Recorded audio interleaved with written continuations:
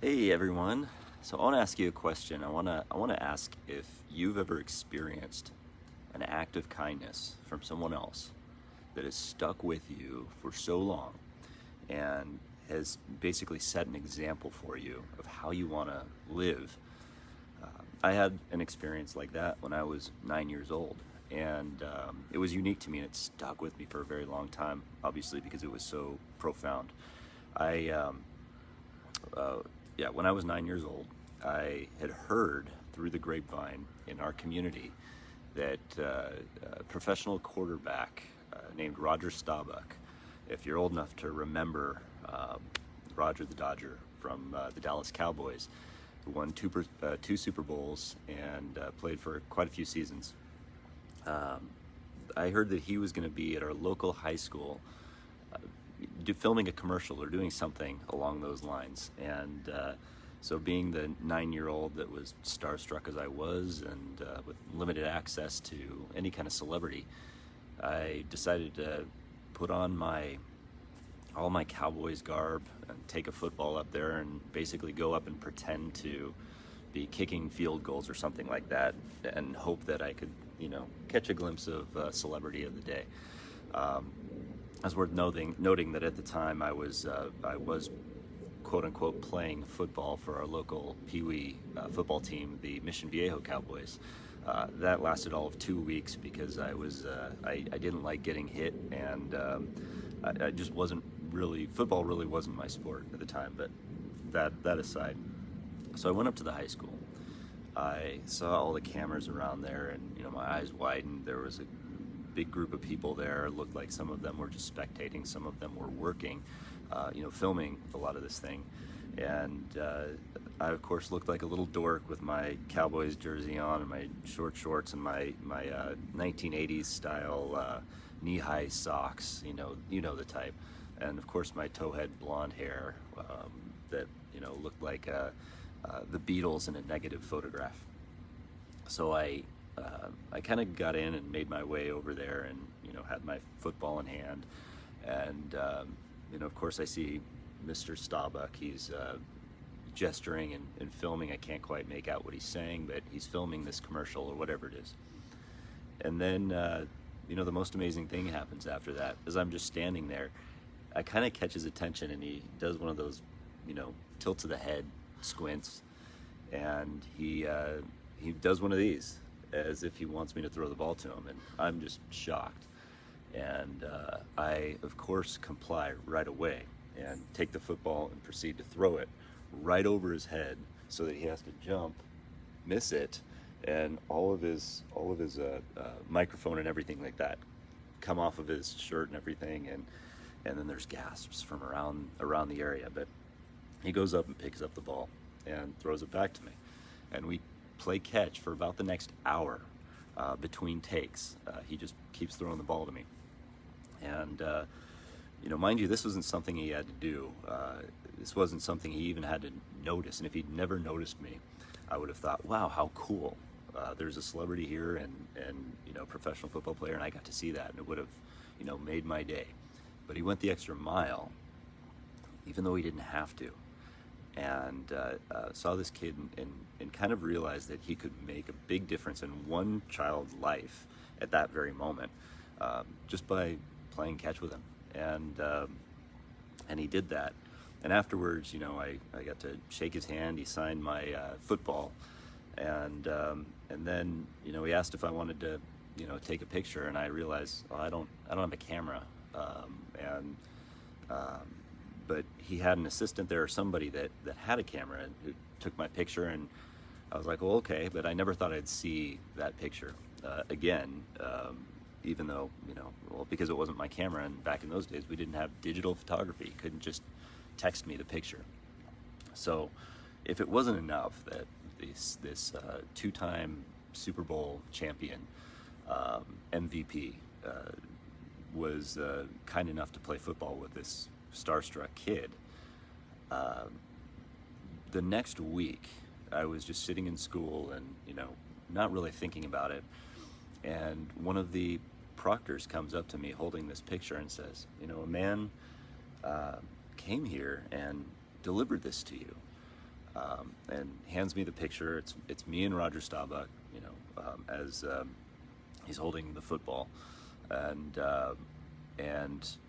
he took the time not only to just play catch with me, but to actually develop the photograph, which of course, as anybody knows, from that period of time, took some time, and then took it to the school that I went to, figured out what school I went to, which took some research, and then came and hand delivered that picture to the school. So I was sitting around a table with all these other kids, and got handed this picture, and everybody's like, "Well, what picture is that?" And so it was this really cool thing, and that stuck with me as just this true example of how we can make a difference in the world through kindness. I mean, yeah, we talk about celebrities being, we have this cynical view of celebrities a lot of times that, they're obsessed with themselves, or they're obsessed with their celebrities, but at times, sometimes they make this bit of difference, and somebody doesn't have to have that level of celebrity to show that amount of grace or kindness in the world. And I didn't. And the interesting thing is, I was a pretty normal kid. I didn't need that level of kindness or grace. But the reality is if we take the time to show that level of grace to everybody, it's contagious, and it makes the world a better place. And I know we all know this instinctually, but we still let this resentment and anger creep into our heads constantly by what we see, what we experience, how other people treat us. And that in turn affects how we treat other people. And then that is contagious. So the anger, the resentment, the fear, the anxieties, all of that stuff is felt by the rest of the world in this empathic way, and we give that experience to other people as we experience it. And so the best way when we're experiencing these negative feelings, like resentment or anger or things like that, one of the best ways to prevent that, not only for ourselves but for others, and to battle that anxiety that occurs. Because when we are resentful, when we are angry, when we're wrapped up in all of these things that we can't control, and that we want to, that we desperately want to change, but we decide to get angry about it instead of changing it, well, we experience anxiety. And so one of the best ways to free ourselves from that is to offer ourselves in service of grace, kindness to others, in something that we can do to either inspire or deliver some kindness or a gentle word, or help with groceries or things like that, for especially in this time when we have a lot of people that are challenged.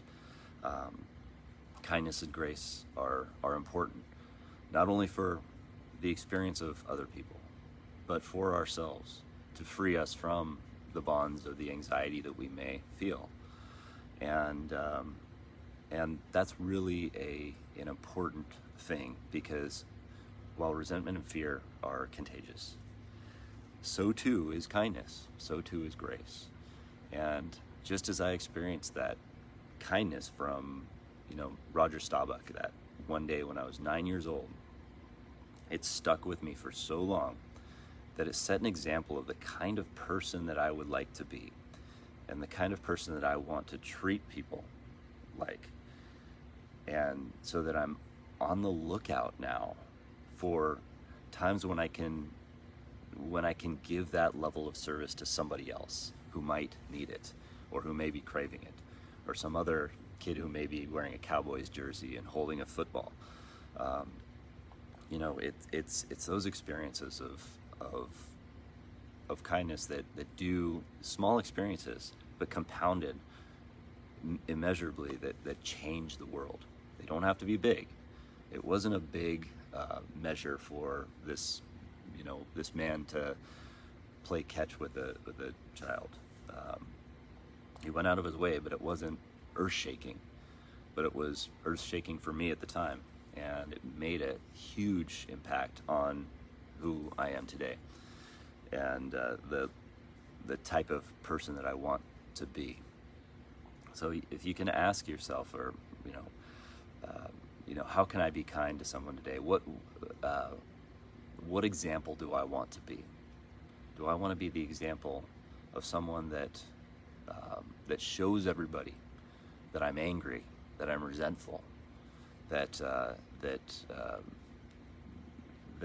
because I'm angry, the world needs to know that, and the world needs to experience it with me? Or do you want to set the example of kindness and grace so that the world and yourself can find some more inner peace? This isn't to say that we need to bottle up our anger or resentment. That's completely unhealthy, and it's dangerous. And there is help for that. And I encourage everyone, especially when we're in these kinds of times, when we're in stressful and anxious times, that we need help. I get weekly therapy. I'm not ashamed to admit that, and it's good for my well-being. It's good for all of us. If you seek someone, whether it is a good friend or whether it's a professional, that help is necessary. And so go out and seek that, but also in turn be kind. Be kind to one another and offer each other grace. And think of the kind of example that we want to be in the world. And we'll make the world a better place, and we'll get over our anxieties. So I hope you guys have a great day, and I'll talk to you soon. Thanks.